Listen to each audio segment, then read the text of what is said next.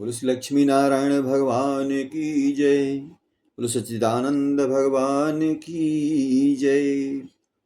आइए हम निर्जला एकादशी के महात्म की कथा का श्रवण करते हैं।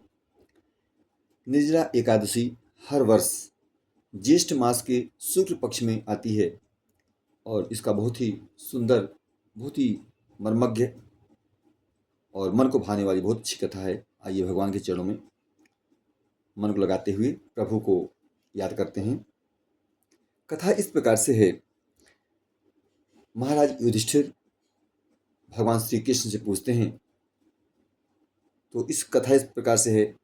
युधिष्ठिर ने कहा, जनार्दन, अपरा का सारा महात्म्य मैंने सुन लिया। अब ज्येष्ठ के शुक्ल पक्ष में जो एकादशी हो उसका वर्णन कीजिए। इस प्रकार युधिष्ठिर के कहने से भगवान श्री कृष्ण बोले, राजन, इसका वर्णन परम धर्मात्मा सत्यवती नंदन व्यास जी करेंगे, क्योंकि ये संपूर्ण शास्त्रों के तत्वज्ञ और वेद वेदांगों के पारंगत विद्वान हैं। तब वेद व्यास जी कहने लगे, दोनों ही पक्षों की एकादशियों को भोजन ना करें। द्वादशी को स्नान आदि से पवित्र हो फूलों से भगवान केशव की पूजा करके नित्य कर्म समाप्त होने के पश्चात पहले ब्राह्मणों को भोजन देकर अंत में स्वयं भोजन करें। राजन, जनना शौच और मरणा शौच में भी एकादशी को भोजन नहीं करना चाहिए। यह सुनकर भीमसेन बोले, परम बुद्धिमान पितामह, मेरी उत्तम बात सुनिए। राजा युधिष्ठिर, माता कुंती, द्रौपदी, अर्जुन, नकुल और सहदेव ये एकादशी को कभी भोजन नहीं करते तथा मुझसे भी हमेशा यही कहते हैं कि भीमसेन, तुम भी एकादशी को ना खाया करो। किंतु मैं इन लोगों से यही कह दिया करता हूँ कि मुझसे भूख नहीं सही जाएगी। भीमसेन की बात सुनकर व्यास जी ने कहा कि यदि तुम्हें स्वर्गलोक की प्राप्ति अभीष्ट है और नरक को दूषित समझते हो तो दोनों पक्षों की एकादशी को भोजन न करना।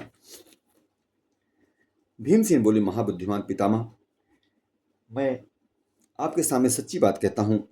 एक बार भोजन करके भी मुझसे व्रत नहीं किया जा सकता, फिर उपवास करके तो मैं रह ही कैसे सकता हूँ। मेरे उदर में वृक नामक अग्नि सदा प्रज्वलित रहती है, अतः जब मैं बहुत अधिक खाता हूँ तभी यह शांत होती है। इसलिए महामुनि, मैं वर्ष भर में केवल एक ही उपवास कर सकता हूँ जिससे स्वर्ग की प्राप्ति सुलभ हो तथा जिसके करने से मैं कल्याण का भागी हो सकूँ। ऐसा कोई एक व्रत निश्चित करके बताइए, मैं उसका यथोचित रूप से पालन करूँगा।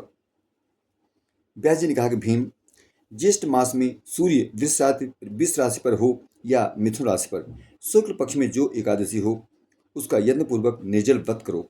केवल कुल्ला या आचमन करने के लिए मुख में जल डाल सकते हो, उसको छोड़कर और किसी प्रकार का जल विद्वान पुरुष मुख में ना डालें, अन्यथा व्रत भंग हो जाता है।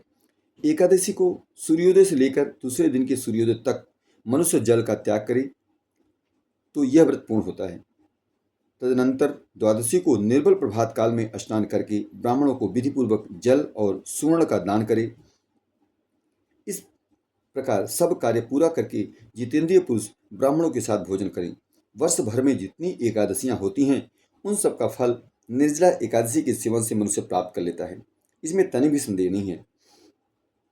शंख, चक्र और गदा धारण करने वाले भगवान केशव ने मुझसे कहा था कि यदि मानव सबको छोड़कर एकमात्र मेरी शरण में आ जाए और एकादशी को निराहार रहे तो वह सब पापों से छूट जाता है।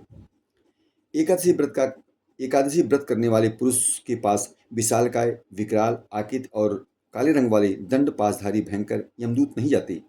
अंत काल में पीताम्बरधारी, सौम्य स्वभाव वाले, हाथ में सुदर्शन धारण करने वाले और मन के समान वेगशाली विष्णुदूत आकर इस वैष्णव पुरुष को भगवान विष्णु के धाम में ले जाते हैं। अतः निर्जला एकादशी को पूर्ण यत्न करके उपवास करना चाहिए। तुम भी पापों की शांति के लिए यत्न के साथ उपवास और श्रीहरि का पूजन करो। स्त्री हो या पुरुष, यदि उसने मेरु पर्वत के बराबर भी महान पाप किया हो तो वह सब एकादशी के प्रभाव से भस्म हो जाता है। जो मनुष्य उस दिन जल के नियम का पालन करता है वह पुण्य का भागी होता है। उसे एक एक पहर में कोटि कोटि सुवर्ण मुद्रा दान करने का फल प्राप्त होता है, ऐसा सुना गया है। मनुष्य निर्जला एकादशी के दिन स्नान, दान, जप, होम आदि जो कुछ भी करता है वह सब अक्षय होता है। यह भगवान श्री कृष्ण का कथन है। निर्जला एकादशी को विधिपूर्वक उत्तम रीत से उपवास करके मानव वैष्णव पद को प्राप्त कर लेता है। जो मनुष्य एकादशी के दिन अन्न खाता है वह पाप भोजन करता है। इस लोक में वह चांडाल के समान और मरने पर दुर्गति को प्राप्त होता है। जो ज्येष्ठ के शुक्ल पक्ष में एकादशी को उपवास करके दान देंगे वे परम पद को प्राप्त होंगे। जिन्होंने एकादशी को उपवास किया है वे ब्रह्म हत्यारी, श्रावी, चोर तथा गुरुद्रोही होने पर भी सब पातकों से मुक्त हो जाते हैं। कुंती नंदन, निर्जला एकादशी के दिन श्रद्धालु स्त्री पुरुषों के लिए जो विशेष दान और कर्तव्य विहित हैं उसे सुनो।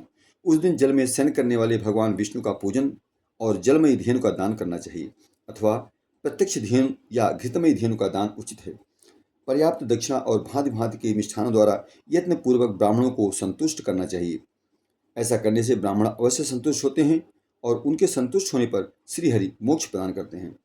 जिन्होंने सम, दम और दान में प्रवृत्त हो श्रीहरि की पूजा और रात में जागरण करते हुए इस निर्जला एकादशी का व्रत किया है, उन्होंने अपने साथ ही बीती हुई 100 पीढ़ियों और आने वाली 100 पीढ़ियों को भगवान वासुदेव की परम धाम को पहुंचा दिया है।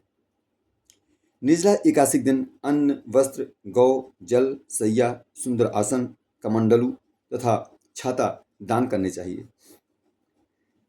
जो श्रेष्ठ एवं सुपात्र ब्राह्मणों को जूता दान करता है वह सोने के विमान पर बैठकर स्वर्गलोक में प्रतिष्ठित होता है।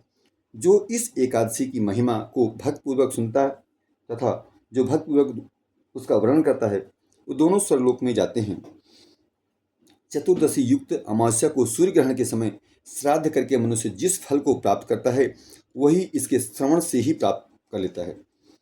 पहले दंत धावन करके यह नियम लेना चाहिए कि मैं भगवान केशव की प्रसन्नता के लिए एकादशी को निराहार रहकर आचमन के सिवा दूसरे जल का भी त्याग करूंगा। द्वादशी को देव देवेश्वर भगवान विष्णु का पूजन करना चाहिए। गंध, धूप, पुष्प और सुंदर वस्त्र से विधिपूर्वक पूजन करके जल का घड़ा संकल्प करते हुए निम्नांकित मंत्र का उच्चारण करें। देव देव ऋषिकेश संसारावतारक उदकुंभ पदाने माम परमाम गतिम। संसार सागर से तारने वाले देव देव ऋषिकेश, इस जल के घड़े का दान करने से आप मुझे परम गति को प्राप्ति कराइए।